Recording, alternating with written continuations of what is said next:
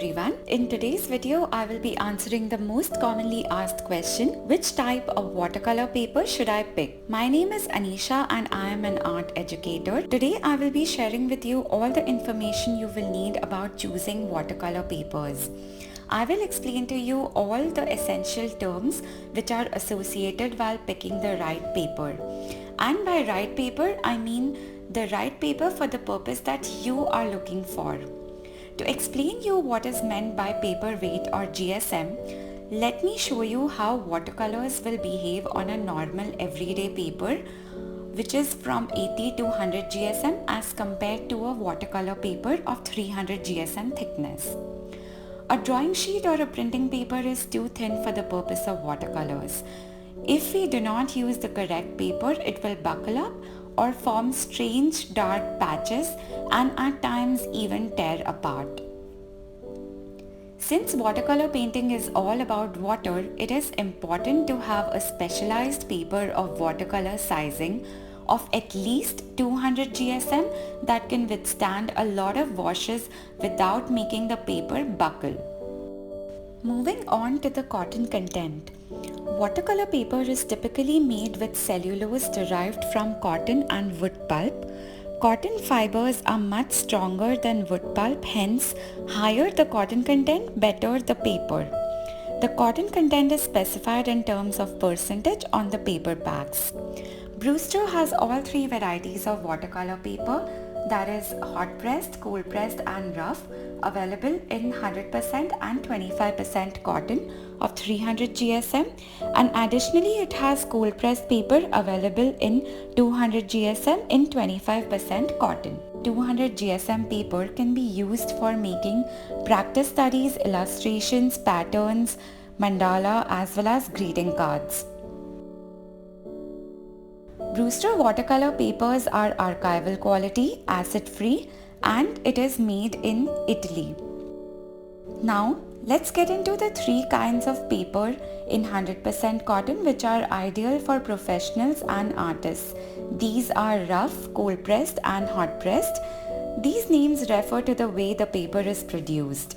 Beginning with the hot pressed paper, which is available in both 100% and 25% cotton. This is the smoothest out of the three as it has almost no texture.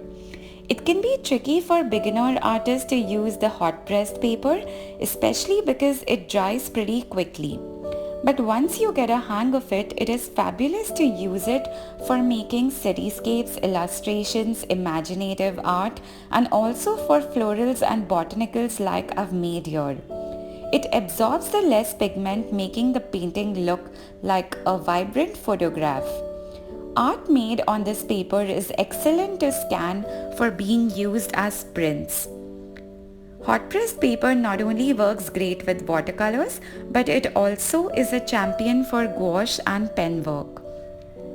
For those who are new to art, gouache is an opaque watercolor medium and gouache landscapes on hot pressed paper look like beautiful little vivid photographs, as do acrylics.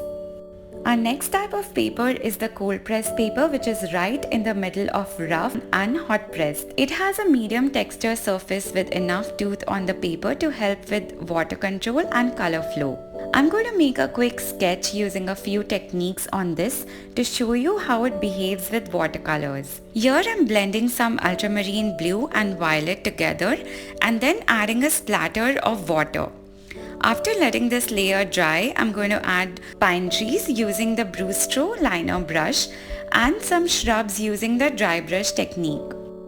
Pretty much all the techniques from wet on wet to washes, dry brushing, glazing and lifting off work great on this paper, hence making it the most widely used and a personal favorite.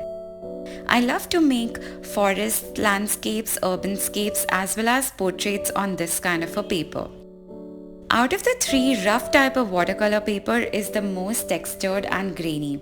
It is excellent for making watercolor washes and wet on wet techniques as well as for dry brushing. The color blends seamlessly and creates amazing gradients when making washes and wet on wet. The innate grainy nature grabs the perfect effect which dry brush technique is known for. This paper is highly suited for painting wet on wet and for loose style watercolor painting. I love both the 25% and 100% cotton as they are suitable for different and diverse kinds of watercolor paintings. So I hope this video was helpful and informative to you.